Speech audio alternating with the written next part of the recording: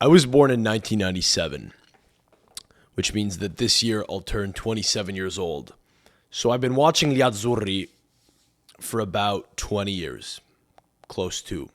Pretty much as long as I've been watching sports. Pretty much as long as I could give a shit.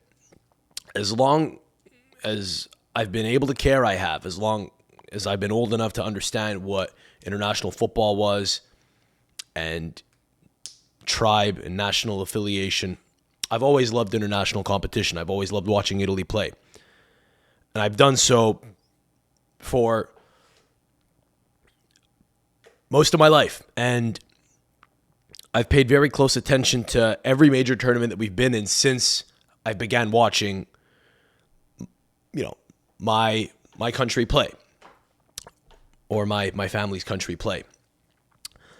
A country which I've taken on as part of my identity, I guess, in some way, but also just as a family of expats, you do cling to that sort of thing, where you come from, symbols of the former republic,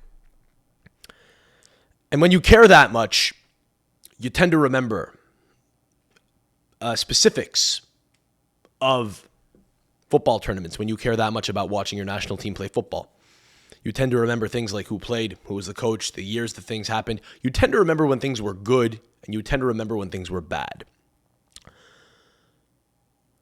Some of you listening might be older than me, and perhaps you might be able to, if you also care a lot about the performance of your national team, our national team, perhaps you can point to a few specific games when things weren't going very well since you began watching the team. Maybe longer than I've been alive, perhaps, in the case of some of you.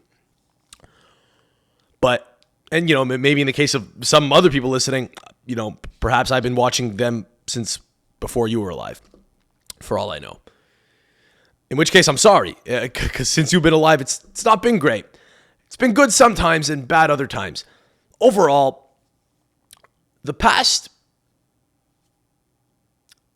I'll say my entire time supporting the Azzurri, the Italian national team, has been punctuated by very high highs and especially bad lows. Lows which, it seems, we keep finding new ways to hit. The lows keep getting lower. You think it can't get worse? Then more bad stuff happens. I'll list off a few things that I've witnessed in my life that were particularly bad, which I remember, that are burned into my head, that I probably will never forget. New Zealand 1, Italy 1, 2010 World Cup. Slovakia 3, Italy 2, also the 2010 World Cup. We finished last in that group, and it was the first time that we, kind of since I had been watching the team, that things started to go poorly, where we didn't have a competitive showing in a major tournament. That wasn't the only time. Costa Rica 1, Italy 0 in the 2014 World Cup. Also failed to get out of that group. The following two World Cups in 2018, 2022, we did not qualify for, having lost over two legs to Sweden on an aggregate score of 1-0. That was bad. And in a one-off game, in a playoff game against Macedonia, just about 2 years ago, also lost 1-0. Those were all bad. Those were all very bad. This is worse. I have never seen a worse Azzurri match for as long as I've been alive. I don't know that there has ever been a worse Azzurri match in our history. I know we lost to North Korea in like the 50s, apparently. Okay? Ask your grandfather about that one. I can't help you. I'm going to go out on a limb and say we were probably more competitive in that game than we were today. This was by far and away, bar none, the worst I've ever seen Italy look in a competitive match ever. I'm going to go, guys, 1-1 New Zealand, 3-2 loss against Slovakia, 1-0 loss against Costa Rica, pale in comparison to how we look today against Switzerland. This was by far the worst I have ever seen my national team look at a major tournament in a single match of football. It is the worst match I have ever seen Italy play. And we have no choice but to talk all about it. I'm Sam Adamo, and this is the Bordello.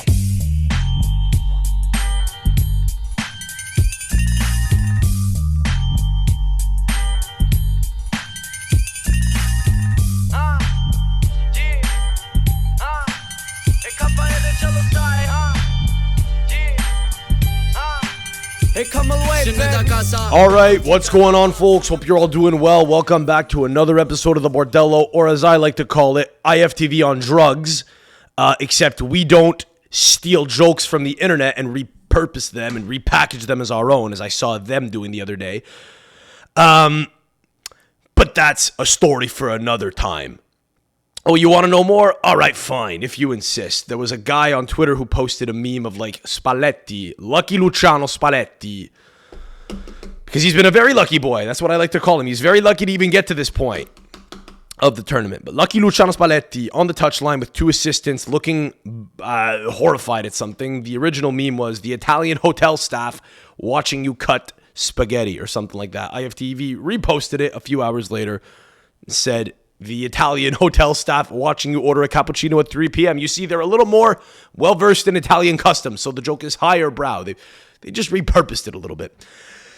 But let's focus on the things that matter.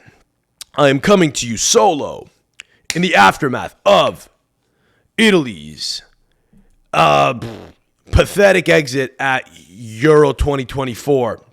And I've waited long enough. I've been deferring this for a little while. I'm not going to lie to you. I've not wanted to do this pod for some time. I wanted to take a little bit of time to think about all the problems that we witnessed today. I got notes, and I often go off the dome. But I wrote a few things down because I don't want to forget all the shit that I noticed during the game. I wrote stuff down lest I forget all of my very important observations that I want to bring to you, which started off funny in tone. You know, you're hoping for a win, and then, you know, you're in a better mood, and you think, hey, great, this is going to be fun. This will be a fun show. We'll talk about some of the lighter things that happened, such as the fact that I was watching the game with someone who at one point turned to the screen and said, hey, what the fuck? We got black players playing for Switzerland?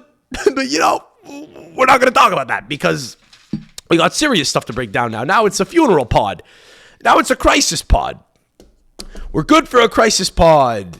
Like once a year. We got like one Azzurri crisis pod per year. Like one real one. One real one. Last year was a little bit tame in comparison to previous years, right? The year prior, we had the World Cup failure to qualify pod. That was a big one. Last year was kind of like the groundwork for this crisis pod.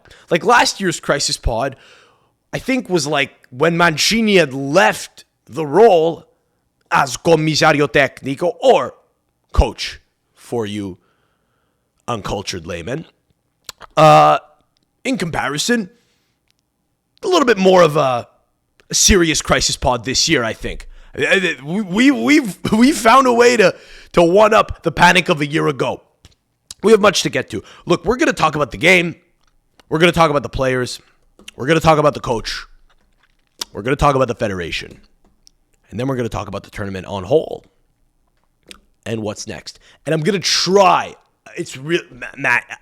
If you listen to this pod every week, because we do this every week, and I know we've been doing it, you know, after the Euro, every game, right, that the Azzurri play. But if you've been listening to the pod for a while, you know that I ramble a lot. It's a lot of like fucking stream of consciousness stuff, and we're going to try to keep it a little bit more dialed in here. So overall, okay.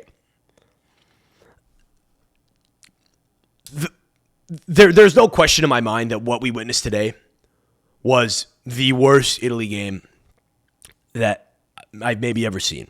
Now, I'm not saying it's the worst result that we've ever had. Not qualifying for a World Cup was arguably worse. We at least had a couple of moments of happiness during this Euro. But there are some times that you watch football and you lose and you say, that's football. Okay? A loss to Switzerland could have been acceptable. It would have been sad and we would have been angry, but it would have been a more emotional pod, arguably. I don't know how animated I'll get today. I'm going to try to keep it more analytical. However, there is an alternate world in which we lose to Switzerland and it's still somehow okay. Now, it's not good, but there's a world where it's somehow okay. In that world, we would have had to have some kind of display of, I don't know, positivity just in the team. Or I guess a better way of wording it would be, we would have had to have seen a sign of life of some kind. We saw none today. We saw no sign of life. That's why this is the worst match that I've ever seen Italy play. It's arguably the worst match that any of you guys have seen Italy play. It's hopefully maybe the worst that we will ever see. And shit needs to happen because of it. Because there are key takeaways that we can't just accept. As a proud footballing nation. Not to go fucking Mussolini on you guys, but, we clearly have personnel capable of doing more than we did today. Can we say that? We may have lost to Switzerland. I will not lie to you. We did not do a preview pod. We did, a reaction pod after the last game. We did not preview the Switzerland game, and if we had, I would have told you, look, the bracket looks juicy. We have a real opportunity to go back to the final here. I don't know if we will. The team has not looked great. What will happen is we will either be galvanized by what happened against Croatia, or what happened against Croatia will be us having slapped lipstick on a pig, and we deserve to actually go out in the group, which we arguably did.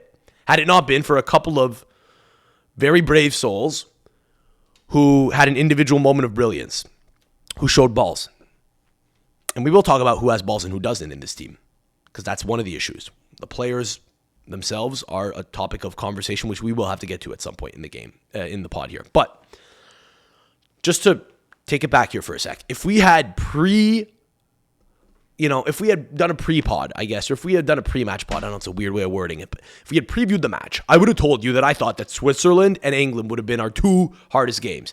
I know that Austria is in this bracket. I know that they've looked good. I know that the Dutch are in this bracket and they've looked good. For some reason, given the fact that we would have only faced them in the semifinal, I would have felt better about our prospects because we would have then won 2 games. We would have had a little bit of confidence. We would have been a game removed from going back to the final. I thought that en route to the final, the prospect of having to beat the Swiss was going to be big. I thought the Swiss could pose a great challenge for us. I was right. Obviously, we saw that. But I didn't think it was going to be as bad as it was. And we'll talk about why it was bad. But the reason I thought it was going to be a tough game against the Swiss in particular is because, they actually don't have as many options as we do. So they have to kind of rely on the same guys over a long stretch of time. It takes them a longer time to turn over players. And as a result, they know each other very well. They've been with the same coach for 3 years. They've been through this is a second tournament cycle with him.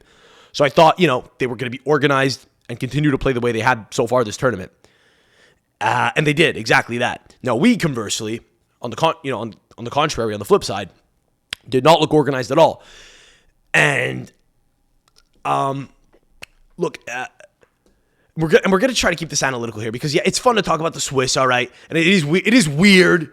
It is weird that when you look in the in the stands of when you got the French team or the Belgian team or the Swiss team, it's it's just a sea of white, weird, probably right wing kind of patriot type guys, pulling for a team of guys who have French nationality but don't even look like that, which is fine. I mean, but it is a little odd. It does feel a little bit strange to me. The only people that tend to give a shit about who's proudly patriotically Swiss. That feels like a weird guy, You're it feels a little like a minstrel show almost, where it's let's get these immigrants who are doing well at the sport. It's a poor man's game, so I guess they tend to do better, right? They play in the streets or whatever. They play, in schools and I don't know. We'll all tell our kids to focus on education, and they won't, I don't know. They won't just, for some reason, they won't grow into as good of a footballer as the other kids who are newly arrived here, but we'll still pull for them. You go do well for our nation. I guess there is a beautiful element to it where it's you play for your newly adopted country, but I don't know. I feel like I'm not really seeing. I could be wrong, but I feel like I'm not seeing a ton of guys in the stands pulling for Switzerland that are Bosnian. You know what I mean? I feel like those guys pull for Bosnia, so it is a little bit weird that the Swiss national team probably would It's composed of a lot of guys who would love to play for another country. It is a weird thing where there's not the same national affiliation. And whatever. I don't know. It feels like the Swiss players may not have as strong a national affiliation as Italians have with Italy because, Italians have nothing else. It's Italy and that's it, generally. They're more closed off to the world, actually. It's actually because they're generally less learned in some ways. They speak one language and so on. So that does burn, right, a little bit. But ideally, this loss should burn in that respect and in only that respect. By that I mean, you could lose to the Swiss, in a way where you say, hey, look, we didn't go out without a whimper. We put up a fucking fight. That's football. At no point during the match today are you looking at it saying, this is football. You're saying this is a crisis because we clearly have the personnel to do better than we are doing. Now, again, they need instruction. We have seen far worse teams do far better in international competition. The fact that I would have taken a Stefano Sturaro, coached by Antonio Conte, in this team speaks volumes as to how poorly we were playing. Okay? We have far better personnel than Antonio Conte had in 2016. Antonio Conte is a pragmatist whose entire identity is punctuated by the idea that you must win. Luciano Spalletti said in a press conference after the Albania game, the important thing is not to win. The important thing is to play well. We did neither. But in seeking to play well, we lost because he couldn't be pragmatic. Luciano Spalletti has proven himself to be a horrible national team coach, and we must dispose of him immediately. We must say thank you for stepping in on short notice. I believe Fabio Caressa said this earlier today. I'm recording this a little bit later, by the way, after the game ended. I didn't do this in the immediate aftermath because I could not. I had to eat a sandwich to feel something. Because I felt nothing during the game today. And then I had to try to pull against Germany. I watched them beat Denmark in what was a criminal game, and the game's gone. VAR's crazy. We need to change the offside rule. Like in Anderson, I think was offside by in Anderson's goal, there was a guy that was offside by like a toe. And it's not the first time it's happened in the Euro. It's ridiculous. If you have a limb onside, you should be onside. So I got even more mad because I thought, hey, let me hate watch this Germany game. Maybe Germany will go out also. Then we'll at least have a couple of giants that failed together today. Alas, no, only us. Here's why this sucks. All right, just broadly. I guess on a more macro level, this is tough because we had a clear path to the final, and all we had to do was overcome this first, big obstacle. I don't suspect we would have done anything with this team, but the Italian national team at any point we generally will have the personnel to go on a run in a tournament. We just need to manage it correctly. Luciano Spalletti did not do that. Had we beat the Swiss today, and again, I don't know that England would have, even... I'm recording this I'm recording this the same day. I don't know what's happening tomorrow. I don't know if England will even beat Slovakia. I hope they don't. It'd be funny if they didn't. It wouldn't be the first time that they have a catastrophic, breakdown. They haven't looked good in this tournament so far. But, I think we were all kind of hoping for a face-off against England. We were all hoping that we would beat the Swiss and that, England would overcome Slovakia so that we could then handle them, because it's always fun to hand them their breakdown. You know what I'm saying? Like their mental breakdown, which collectively happens in England every time they lose in a major tournament. Today's game felt like we were England. By that I mean, we felt like we were failing against a team that was inferior to us, objectively, on pretty much all, by all metrics, overall. And I get that that's a superiority complex and it's a bit arrogant, but I do objectively mean that, like, overall, our team should be better. It should be better than theirs. They don't have a bad team. A number of their players are doing quite well for good Serie A teams, in fact, but by most metrics, we're a better team than them. England have lost so many of those games to, on paper, worse teams than them. Games where they were clueless and they had nothing, and the players showed a lack of willingness to be the guy. That happened today with us. That tends not to happen because we're generally actually well coached most of the time at major tournaments. This tournament, it has to be said, we were not. And when people say that Spalletti's maybe one of the best coaches in the tournament, something which I have echoed. I think I actually said it. I'll assume responsibility. I have said that. But, he also had... While that is a little bit crazy, that is a little bit of a crazy sounding statement now to hear, you do have to understand he has more experience coaching at club level than pretty much anyone else. Now, international football is different, but experience shouldn't bode poorly for you. Generally, that should mean that you have good, in-game management ability. You just have more reps under your belt. But no, not so. He picked the worst, He picked some of the worst teams that he could have picked.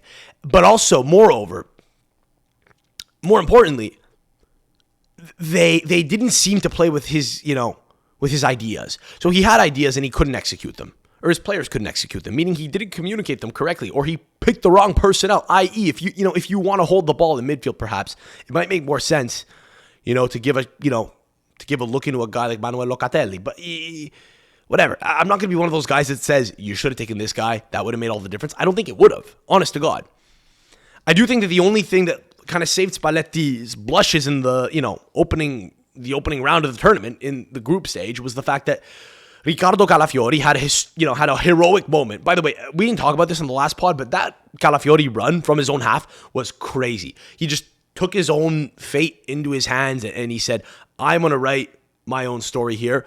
And one of the key takeaways from the tournament is he's a guy with balls who's going to have to be a part of this team for a very long time. Okay? There are a number of players on this team who unfortunately showed that they don't have balls. There are a number of guys who do. It's not many. It's Donnarumma. It's Calafiori. Otherwise, you might argue that Chiesa has some balls because he at least tries to play positively, take guys on, create space. Every other person in the side today did not want to assume responsibility. Nobody wanted to grab the bull by the horns and say, fine, this is tough. I'm going to try to be the guy. Ideally, you would want everyone to have that mentality. Okay? It seemed today that none of them did. It was a lot of, what are we doing? Where are we going? We generated truly nothing. The best chance we had, would have been off of an own goal, which may well have gone in. Wish it had, but it would have just, slapped lipstick on the pig even further. It would not have been a deserved goal. Had Fabian Schär's, own goal gone in, we would have played the exact same way as we played down 2-0. Okay? We would have probably still lost 2-1, is what I think. But we would have played the same way. We were playing down 2-0 as if we were down 1-0. We were playing with too much calm and not enough urgency. When you were down 2-0 in a major tournament, you need to say, fuck, this is my chance to, be the guy. Everyone should want to be the hero in that case. To an extent. It's not healthy if, you're taking shots from 45 yards out, but you got to be doing it intelligently, the way Calafiori did. Calafiori has balls. He's one of the few guys who showed that when you're in deep waters, he'll try to get you out of deep waters. Donnarumma is another such guy. It would have been far worse had he not made some of the saves that he made in the tournament. That much is clear.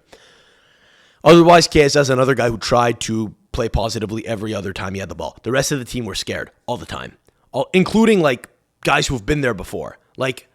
Unfortunately, I don't think Bastoni was driving forward enough, and I know that he's a center back, but at a certain point, when you're down 2 goals, you must do that. You must take guys on to drive guys out of position. You must just approach them, drag guys out of position, slip it over, much like Calafiori did in the opening game. But Federico Di Marco, for example, had a horrible tournament, and he's a guy who ideally, you would kind of want to rely on.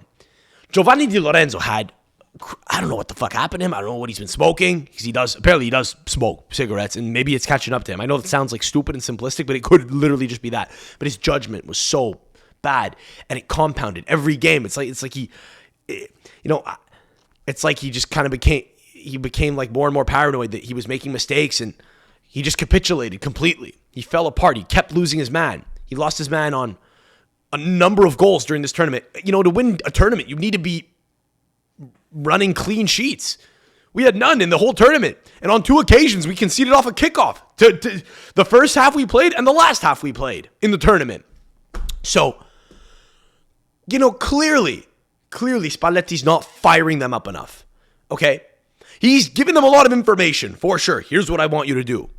Players can't do it, and he can't even fucking tell them, guys, have a little bit of pride. Shit like that. Okay? Shit like that, which tends to work. And again, it's often not enough. You do have to kind of give them ideas of how you would like them to play when you set them up. But those ideas need to be simple in a tournament. And he's a club manager. He needs too long with his side. He's got to go. It's done. Okay? The thing with Luciano Spalletti was he took over the side in the month of August last year, weeks before the qualifiers for the Euro was to begin. We narrowly qualified for the tournament, but we did nonetheless. We were not great in qualifying, and we said, all right, He hasn't had much time. Let's give him a tournament and see how he does. We've seen how he did. Unfortunately, it did not work. Okay? He did not spend enough time probably thinking about how to be more pragmatic. He had months to think about the best team he could have probably brought, to the friendlies in March that would have enabled him to see how they look when they play a certain way. And he kind of deviated from that team in his selection for the tournament. And then, when the tournament rolled around, he didn't have enough of a clear-cut, we must win first attitude. He was fucking, dare I say, it was arrogant. It was goddamn arrogant to think that he had the ability to just, basically work with unknown players to him in such a short stretch of time, get to know them well enough that they would trust him fully and buy into his ideas. It's crazy. It doesn't happen at international football level. So he needs to go now because he cannot, unfortunately, be responsible for another tournament cycle. He's a guy who needs to work with the same core group of players. You cannot do that in national team football when you're Italy. I'm sorry. Okay, Gareth Southgate has tried it, kind of, with England. And what has he done? What has he done? He made a World Cup semifinal and he fucking made a Euro final. I mean, I don't know. He has not. Honestly, actually, here, I'll take this back. Gareth Southgate has actually been one of the better examples of how you could keep a group together and at least be competitive. But, when Roberto Mancini left, a lot of the core that he was relying on, had to kind of be blown up, I guess. It was decided by Spalletti. And unfortunately, Spalletti never found a core that he liked and worked with. So now what? We're going to give him a year and a half? Really a year, because in a year's time, World Cup qualifying starts. We're going to give him one more year to try to experiment. He's never going to have long enough with any stretch of players. Now, again, we're missing a bunch of guys. I know, through injury. The possession-based midfield might look a lot better with Sandro Tonali in it, okay? I would still like to see Marco Verratti back. It won't happen, but I would love to see Marco Verratti back. But Marco Verratti's a guy who had balls, man, who would have said, give me the ball, not you have the ball. And in the game today, on too many occasions, when we tried to run forward with it, when we tried to move forward and, create a channel, we would put a foot on it. Bastoni did it so many fucking times. Put a foot on the ball, looked around. That's crazy. You need to have outlets. You need to have options. And in that sense, we had no cohesion and we had no fluidity. The game kept breaking. We would be moving with the ball, stop. Look, lateral pass. That's not what you do when you're down 2 goals. Now, again, everyone knew the game was over when Switzerland scored to open the to open the fucking second half. That was, but that was, that was the result of catastrophic defending. As on the first goal, losing a man, letting a man go free instead of just organizing yourself properly, in formation. And I don't know if Spalletti didn't instruct him correctly. He also did throw a lot of guys to the wolves, like Gianluca Mancini starting today. Where did that come from? In a 4-back, all the guys in the team playing a 3-back. All the guys in the team playing a 3-back. We're gonna fucking put Darmian all the way on the left wing back position or all the way at left fullback. It's crazy. It's insane. Play Darmian in a right center back position, play Bastoni in a left center back position, play Buongiorno in the fucking dead center of it. That's why you took him to the tournament, was to anchor the middle of the back three. For some reason, he just deviated from that and never went back to it, even though he's one of the more, tidy defenders that we have in Serie A. And then fucking, I don't know, you want to put Cambiaso on one wing and put Di Lorenzo on the other. Again, Di Lorenzo had a fucking horrible tournament, but he was obviously, Spalletti was hell-bent on playing Di Lorenzo under any and all circumstance, so why not just play him out wide, as a right wing back with 3 defenders? Because clearly that's how we are more comfortable aligning, at least most of the players involved. We talk about Blocco Inter, this core group of Inter players being in the team. They were largely played out of position, and it's not efficient. It's not effective. Gianluca Mancini had a horror show today. He could do something if properly instructed. You know who he is. You know what he is. He's not good. He's a guy who's going to go into crunching tackles and ideally, drag you into hell. But he's not the most. He's not the most defensively organized guy. He's not the guy who's gonna, organize a backline with a guy he doesn't really know very well in Alessandro Bastoni. That isn't how he's gonna play. So it was a crazy decision to play him in a 4-back. The Spalletti made crazy decisions, and he paid the price for it. Moreover, the players should have done more. I'm not going to lie to you, but again, clearly there was something amiss where just they were fucking horrified. Much like in England side losing to Iceland, knowing full well, oh no, this is going to get bad. But we didn't chase the game at any point. Perhaps we tried and failed. In which case, the way we were trying to play, or the players on the field, the personnel, the way they were lined up was horrible. That's on Spalletti. Or, they weren't motivated enough to do it. But again, I'm not suggesting that the whole team is made up of mental midgets. Okay? But I am suggesting that you do now know who you can rely on in the next tournament in 2 years and say, that guy's going to show up, and if things are bad and we get dragged into deep waters. Because, by the way, when you're playing, France, I don't know, like a better team, for example, if we had made it out of the tournament, beyond the round of 16, if we had made it a little further into the tournament, you play better opposition. You get dragged into deep water sometimes. You need to have a guy who's going to fucking look to create something. And we now know who that is. I mean, in this team, it's pretty much Chiesa, Calafiori, and Donnarumma. That's it. Donnarumma, I'm sorry, but Donnarumma, is like clearly the most mature leader in that changing room based on like the post-game interview he gave. And it's a real shame that he, can't play in another position, or that guys that play in other positions think the same way as he does. The rest of the team was scared. And again, I know it was a very inexperienced team, quite young. But fuck, man. There isn't really a whole lot of reason to show Spalletti a sign of faith here. We gave him a chance and he fucking blew it. And I really don't think he's a good tournament coach. If his philosophy is punctuated by the idea that you must play well, that right there is wrong.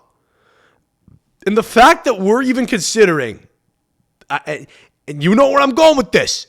If you watch Italian football, you know exactly where I'm going with this. The fact that we would even consider a guy like Massimiliano Allegri right now, who's a free agent, who's very pragmatic, and who, for the first time in a long time, would have like the pick of the litter. He would have, the pick of the entire Italian national team pool. He would get to build a team as he wants. I get that the prospect of having a few guys play terror ball under Allegri is horrible, right? Some of the younger guys that you want to come through and ideally see, come to maturity over a tournament cycle or two. You don't feel like Allegri's maybe that guy, but, if given no other choice, who the fuck else is Allegri going to pick but the guys that are in the national team pool, right? Is he not going to take a guy because he's young? What if the guy's good enough, or he's proven himself in Serie A? You would think that Allegri would take him and he would just instruct him correctly. He is a guy who, he and Conte are kind of the two biggest, pragmatists, I think, in Italian football. Just Allegri's had a tough run over the past couple years. But, Christ, you would think that he would have had a way better time managing this Swiss team, or this Swiss game. He would have yelled at them, aptly so. He would have given them more clear instruction than Spalletti probably did. Spalletti's very long-winded. He might confuse guys. I'm not even kidding. He's 65 years old. He could be he's a 65-year-old philosophical man who's talking about the need to play this way and that way. He probably is losing a lot of these 24-year-old kids. He's probably losing them. There's a chance. That he is. So, when that happens, when you're poorly coached, when you're poorly managed, poorly motivated, whatever, you kind of need to rely on the personnel, the players themselves, to kind of like run the asylum. The inmates must run the asylum in that case. It's never ideal, but if you want to have a shot in hell at winning a game, you need a guy who's going to say, I'm going to take guys on. So we have Darmian at left back, who can't make an overlapping run. Di Lorenzo, who every time he got the ball this tournament never looked forward. It felt like. If he did, it was to just throw it down the fucking touchline for a guy to run onto. That was it. He didn't combine with any of his players ever. He failed to combine with any of his players around him in a way that was positive. There were no combinations. There were no fucking triangles being built where a guy has an outlet and can turn and, has another outlet. It didn't happen. Okay? So again, poorly coached. However, you would like a guy who could break the lines. And if you look back on the 2021 team, there were a number of guys who you look at and say, he's him. How many guys? And I'll give credit to producer Dilo, who's not here. Currently, I assume, be coming back, on the pod in a couple of days now that he'll be less busy with the Euro. He's been fucking working for his uncle's cafe, which has been hopping, but, that business is going to be dried up real soon. So he'll be back on the show, I guess, and I'll give him his flowers. He said before the fucking tournament started, who in the team is the guy? Who's it? Who excites you? It's no one. Whereas in the past, a couple years ago, you had, at the time, Jorginho was a guy who you'd look at and say he's him because he was very confident on the ball. He would break lines. He would break the press very well. And he was scoring penalties. This was before Jorginho was missing penalties. This was when Jorginho was like maybe a Ballon d'Or candidate 3 years ago. Donnarumma, another guy, back in the team now. Chiellini, Bonucci, both of them. You would look at them and say, yep, they both want to be the guy. They both know exactly what to do. They're both brave. Spinazzola played very brave. Very fucking brave. He is that guy. On the field, he takes chances. His body failed him, and he's playing now. Just Spalletti never took him, which is, maybe on him.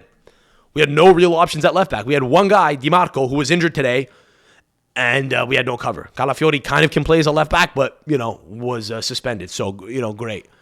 Like an inverted fullback, Darmian. Good stuff. Otherwise in that team, Verratti, another protagonist.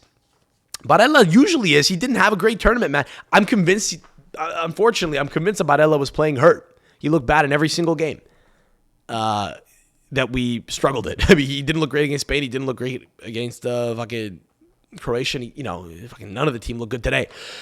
Otherwise, I mean, Insigne was an it guy.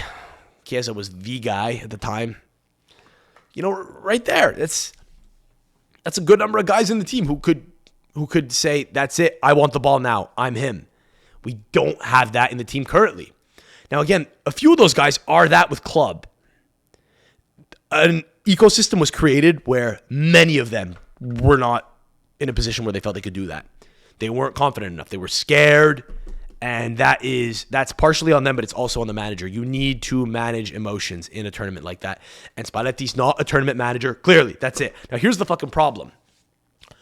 At the time of recording, okay, same day as the game, apparently a press conference has been scheduled tomorrow where Luciano Spalletti and Gabriele Gravina, the president of the FIGC, the Federazione Italiana Gioco Calcio, the Italian FA, for layman, will be giving a presser. I guess, I don't know, just a crisis talk. Are they going to resign, both of them? Because, by the way, they could very well resign. Like it would be acceptable to resign. When you don't do well in a major tournament as the Italian national team manager, you go. That's it. It's done. It's over. I don't think Spalletti's had a good time. I think he's had a horrible time. I don't think he likes managing international football. Frankly, we don't like him managing international football either. He has the wrong ideas. Okay, great. So Allegri for one tournament cycle? Maybe. Fuck. You know that he'll say, guys, look, if I'm picking you, it's because I trust you now and I want you in 2 years. Now, again, there may be a few pieces coming in, but we're going to be learning things and we're going to keep it simple and we're going to win. In a tournament, Allegri ball is, bro, you fucking tie a game, keep it low scoring, and you're in with a chance. You're in with a chance. If you lose on penalties, okay, that's football. That's football. We lost 2-0 to Switzerland without a fucking shot on target, basically. I will say Retegui might have balls. He could stay in the team. I'm not even willing to write off Scamacca, by the way. He didn't have a great game today, unfortunately. There wasn't a lot going forward. I think Scamacca still can do something, in the team. But again, I'm not even saying that like Gianluca Mancini should never play for the national team again. I don't think he's not the answer going forward. But just to say, under the right management, in a game like this, you want everyone off the bench to do what they have to do. They did not do their job because they were not properly primed, clearly, okay? Like the personnel is good enough to have done better than this. This is not like a couple years ago where we have Joao Pedro coming off the bench, okay, against fucking Macedonia. And we say, where is our personnel? What are we doing? What are we trying to do here? Okay, this isn't 2017 where, Ventura's playing fucking, he's playing anyone other than Jorginho, who at the time was like one of the best, Italian midfielders. This isn't that. We seem to have a good enough team at any given. Listen, we don't have a golden generation of Italian players currently, but we have a good enough side that we could and should compete better than this. The problem isn't that we're out in the round of 16. The problem is that we went out with a whimper and that we've never seen a worse game ever by an Italian side in a major tournament. That is the fucking problem. That's the crux of the issue here, is that was it a competitive game? There was no emotion conjured today. The only emotion we felt during this tournament was the Zaccagni goal, which, by the way, thank God that went in. We would have fucking made it out of the group. Although, again, we probably didn't deserve to. We didn't deserve to. Had it not been for the balls of Riccardo Calafiori, we would not have made it out of the group. Had it not been for the balls of Gigio Donnarumma, we would have lost today by a far wider score, okay, by a far wider margin. Had it not been for the balls of Gigio Donnarumma and the can't speak, fuck. Really, any of the group games, it would have been a different game. Honestly, had it not been for Gigio Donnarumma fucking just being focused for the entire 90 of the Albania game, we may have drawn them, okay? The only game where we had the ball in possession at any point, which is what Spalletti wanted to do, okay, was against Albania, a team who respectfully had a striker who played like 2 games, okay, in 2024 for his club, okay? A level of team at that level. A team at that level, that's where we fucking own the ball. Otherwise, ugats. And not even like, there were stretches against Croatia when they were sitting back. There was like one stretch of like maybe 15 minutes. That's it. We at no point ever, looked dangerous in possession. A couple times we had possession, and we did nothing with it, Honestly, even against Albania, we didn't really create a ton like in the second half, as I recall. Again, we're going back like 2 weeks here, but we scored 2 goals quickly, and that was it, We just never got going. It felt like the entire tournament on whole, okay? It felt like the entire tournament we were like these degenerate gamblers that were just chasing our losses. That's what it felt like. It felt like we kept losing, and we kept trying to fucking just get even, get our winnings back, or get our principal back, whatever. And in some way, that's because that's exactly what was happening. We were literally losing, most of the time. Most of the time, we were losing. I mean, or at least to start games, we were either starting the game off at a deficit, or we just were losing for entire games, as we were against Spain, Switzerland, and having conceded the goal first in every other game, that was always a factor. So defensively, it was completely shambolic, but also in possession, it was shambolic. So the midfield wasn't great, and then going forward, there was very little creativity. El Shaarawy being thrown into a game today. I mean, I guess it was worth a shot. He's in the team, but it felt like the guys that we took were like there to be substitutes. It felt like they weren't there to be starters. So, just, I mean, we talked about the players. We talked about the game itself. We talked a little bit about Spalletti, I guess. So now what? Now what going forward? That is the question, right? Because we have a World Cup cycle coming up where, we have a coach now under contract. I think he's under contract still, who, by all accounts, does not look up to the task. And we have a president of the FIGC who has failed to qualify for a World Cup, fought the one winning coach that he had, okay, Roberto Mancini, the guy who won the Euro last time out, who deserves a ton of credit for having built that team, or at least built the spirit of that team and created a group where there was cohesion and fluidity, not only on the field, but cohesion together. They liked each other as guys. And man, it felt like Spalletti coming in was a downgrade in some way, because although, Mancini hadn't been having a great stretch of time, pretty much since after winning the Euro, it felt like he at least knows how to manage in tournaments. And, we would have had a shot at qualifying for the Euro with him.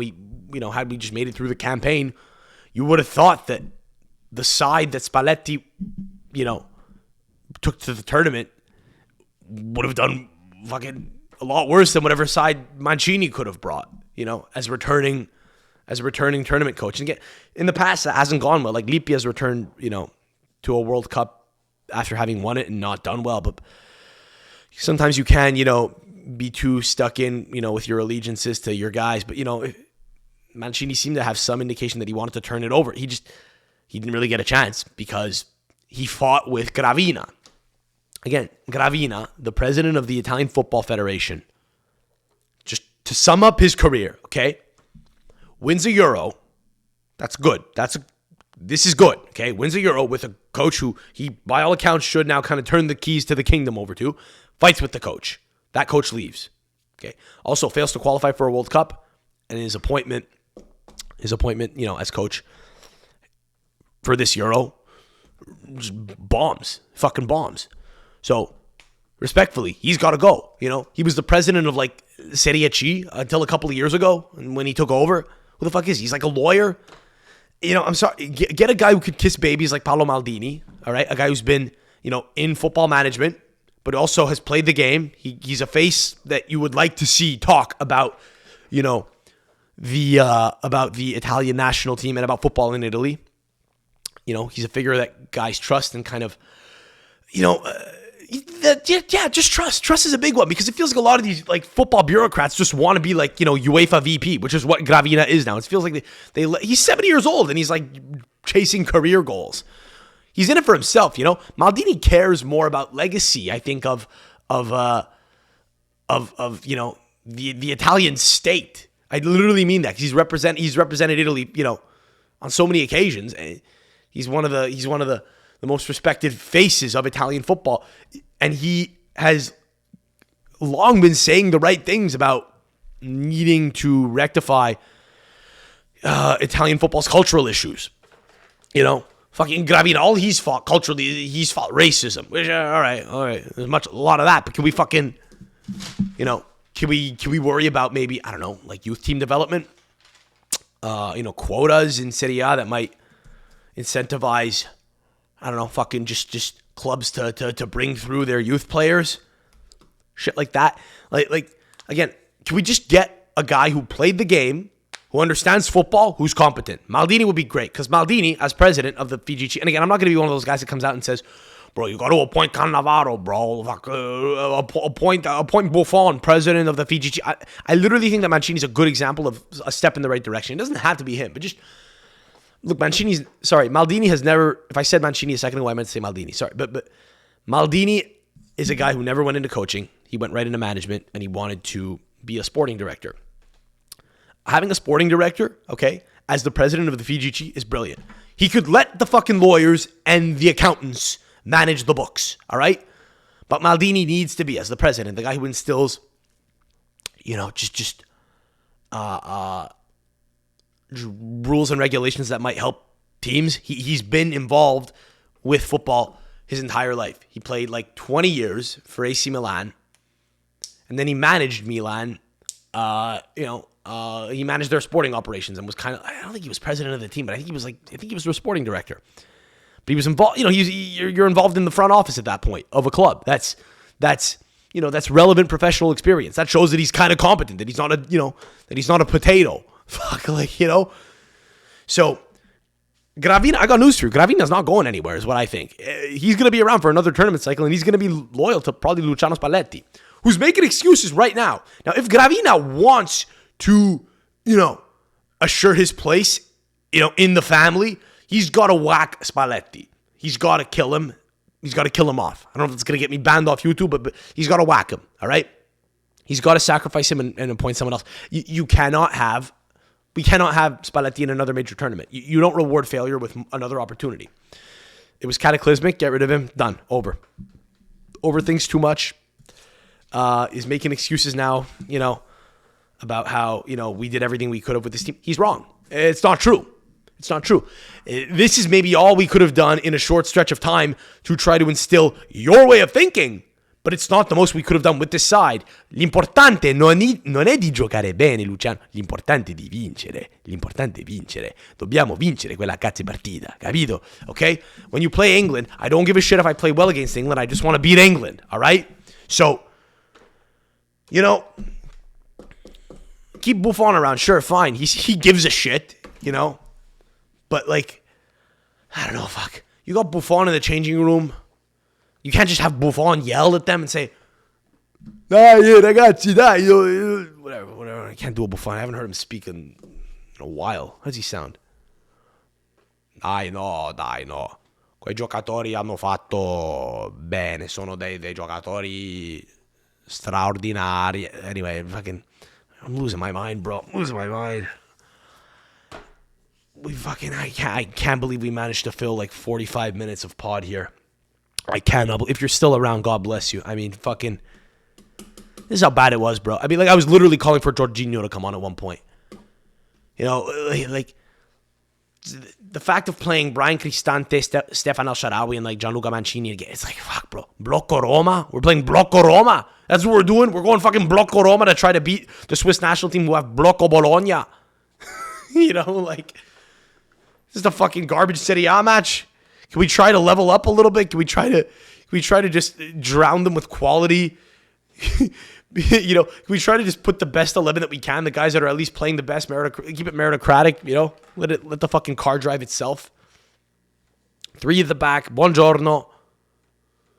One of the better defenders in Serie A. 3 at the back. They all know fucking how to move with one another. Zaccagni scored the goal last game. Start him. Fuck it. Fine. I mean, honestly, you probably should have gone 3-5-2, man. But he was very stubborn. He didn't want to do that. He didn't want to do that in any game. He abandoned it right after the fucking first half against, Croatia. But it's the only formation in which we kind of looked like competent defensively. Actually, the entire tournament. So, make of that what you will. But, Christ, bro. In terms of, individual guys, again, Cristante had an awful game. He's Cristante. He's not, when he has to drive the play forward as a ball mover, it's not going to go well, It was supposed to be Fagioli, and Fagioli, unfortunately, he's fucking barely played football in the last little while. He knows that there was controversy having him in the team, and he's one of the youngest players in the team, and he didn't do enough on the ball, unfortunately. Has to be said. He can do more. He needs the right coaching. We have the personnel. We fucking bombed. Bro. Do I even have any other notes here? Just all these fucking post-game notes. What do I have? Oh, just lamenting the fact that we... Here, I'll read notes for you here before we wrap up. Lamenting the fact that we... this is actually a good point. We should probably do better against a Swiss team that has Ricardo... What's his name? Ricardo Rodriguez.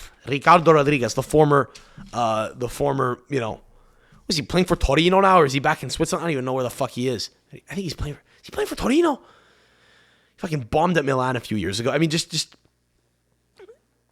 You're playing at the side that has fucking Ricardo Rodriguez playing 90 minutes, and you can't drive forward. You just get dominated. Just thoroughly outplayed. Creating nothing. Bad. What other notes do I have? Let's just go raw notes here. Actually, this is a nice little change. Oh, yeah. Rocco Hunt did a whole hell of a lot for the team. That's good. Having Rocco Hunt singing musica italiana in the fucking dressing room, in the changing room. That was great. No balls. Di Lorenzo bombing, smoking cigs, said that how little we had going down the left side, because Darmian fucking playing on the left hand side with Stefan El-Shaarawy, a guy coming into his first major tournament in 8 years, with no one to combine with, just no one to combine with, nothing down the left.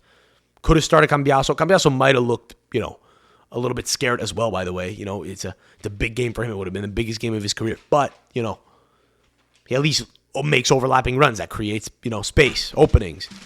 There's no point in actually, talking about frustration in the game itself. I wish that Zaccagni fucking, look for the touch line or look for the goal line, more than cutting in, I guess. But who gives a shit? Who gives a fuck?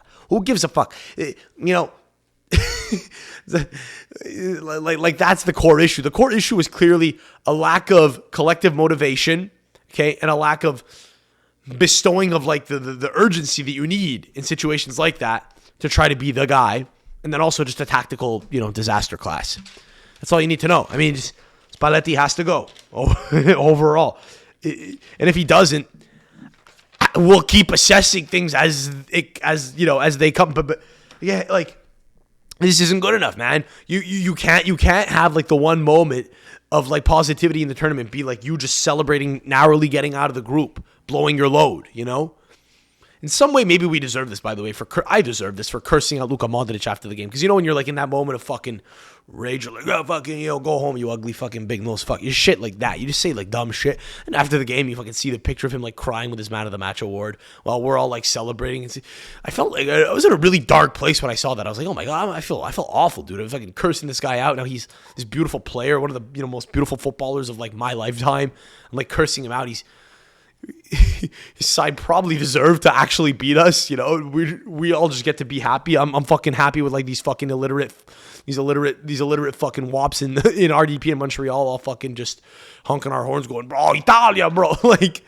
This felt very wrong in some way. It felt very wrong. It felt like it was karma that we that we, that we were forced to watch the 90 minutes of the game today. I'm not even mad anymore. I'm just grossed out, dude. I'm just disgusted, fam. Bro, I'm literally disgusted, fam. Who's that fucking bitch from Toronto? Who's like, bro, this is literally fucking, you're gross. This is gross. This is unacceptable. The type of youth you are, bro, you're fucking disgusting, dog.